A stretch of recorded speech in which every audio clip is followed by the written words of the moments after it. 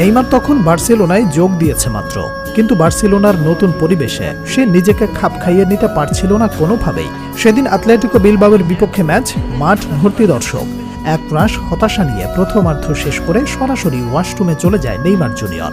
তারপর শুরু হয় কান্না। হঠাৎ দরজায় একটা নক হয়। ওপার থেকে গলার সুর ভেসে আসে, দরজা খোলো, আমরা তোমাকে সাহায্য করতে এসেছি। কণ্ঠ শুনেই নেইমার জুনিয়র বুঝতে পেরেছিল এটা মেসি।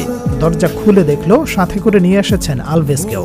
নেইমার দুজনের কাছে বলল, আমি আমার নিজের উপর খুবই হতাশ। আমি এখানে ড্রিবল করতে পারছি না, কাউকে কাটিয়ে বল নিয়ে যেতে পারছি না, আমার খুব কষ্ট হচ্ছে।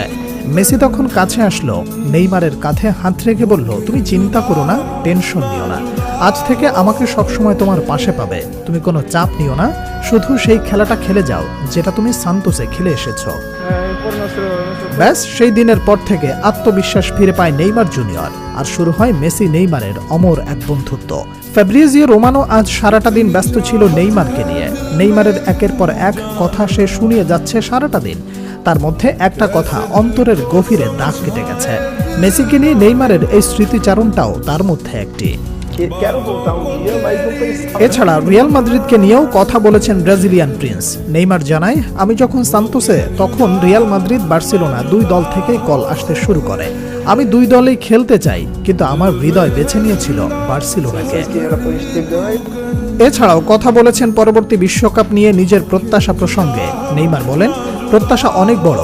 প্রথমে অবশ্যই আমি পুরোপুরি শতভাগ ফিট হতে চাই। 2026 বিশ্বকাপ পর্যন্ত ভালো সিজন কাটাতে চাই এবং তারপর বিশ্বকাপের জন্য আমি সর্বোচ্চ উজাড় করে দেব। এটাই হবে আমার শেষ বিশ্বকাপ, এটা আমার শেষ সুযোগ, তাই আমাকে খেলতেই হবে।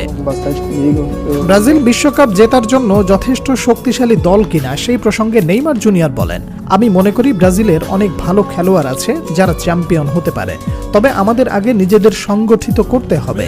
যেমন ভিনিসিয়াস জুনিয়র আজকের দিনে বিশ্বসেরা খেলোয়াড়দের একজন, রদ্রিগো তেমন। আমাদের সেন্টার ব্যাকরা খুব ভালো, তারা বড় বড় ক্লাবের খেলোয়াড়, যেমন গেব্রিয়াল মেঘালাস, মার্কুইনহোস, এইডার মিলিতাওরা। আমাদের গোলকিপারটা ভালো, আমাদের মিডফিল্ডেও সৃজনশীল খেলোয়াড় আছে। যদি এগুলো সব একত্রিত করে সঠিকভাবে সংগঠিত করে এবং প্রতিটি খেলোয়াড়ের মাথায় ঢুকিয়ে দিতে পারে যে সবাই তাদের ভূমিকা পালন করবে এবং আর কিছু নয়, আমি মনে করি এটাতেই বিশ্ব জয় করা সম্ভব। এইসব কথা এসেছে মূলত ব্রাজিলিয়ান লিজেন্ড রোমারিওর সাথে দেয়া একটি অনুষ্ঠান থেকে। সেখানে নেইমারকে রোমারিও প্রশ্ন করেন, তোমার এমন 2-3টা সিজন ছিল যখন আমার মনে হয়েছিল তুমি বিশ্বসেরা খেলোয়াড় হতে পারতে। তুমি কি মনে করো এই সুযোগগুলো হাতছাড়া হওয়ায় তোমার জন্য হতাশাজনক? খানিক ভেবে নেইমার জুনিয়র বলেন, আমি মনে করি ইনজুরির কারণে আমার কেরিয়ারে বড় ধাক্কা লেগেছে। গত কয়েক বছর ধরে আমি বারবার ইনজুরিতে পড়েছি, যেগুলো আমাকে 3 থেকে 6 মাস পর্যন্ত মাঠের বাইরে রেখেছে। এটাই আমার উন্নতির পথে সবচেয়ে বড় বাধা হয়েছে। ব্রাজিলিয়ান প্রিন্স বলেন, আমার সেরা সময় ছিল পিএসজিতে। সেই সময় আমি এমন ফর্মে ছিলাম যা নিশ্চিতভাবেই আমাকে ব্যালন ডিওর জিততে সাহায্য করত।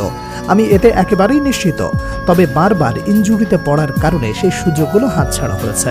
অবশ্যই প্রতিটি খেলোয়াড় চায় অন্তত একটি ব্যালন ডিওর জিততে, তবে এটা এমন কিছু নয় যা আমাকে বিশেষভাবে বিচলিত করে। জীবন তার নিজের গতিতে এগিয়ে চলে, আর আমি বিশ্বাস করি সৃষ্টিকর্তা যেটা ঠিক মনে করেন সেটাই ঘটে। আমি এই বাস্তবতাকে মেনে নিয়েছি।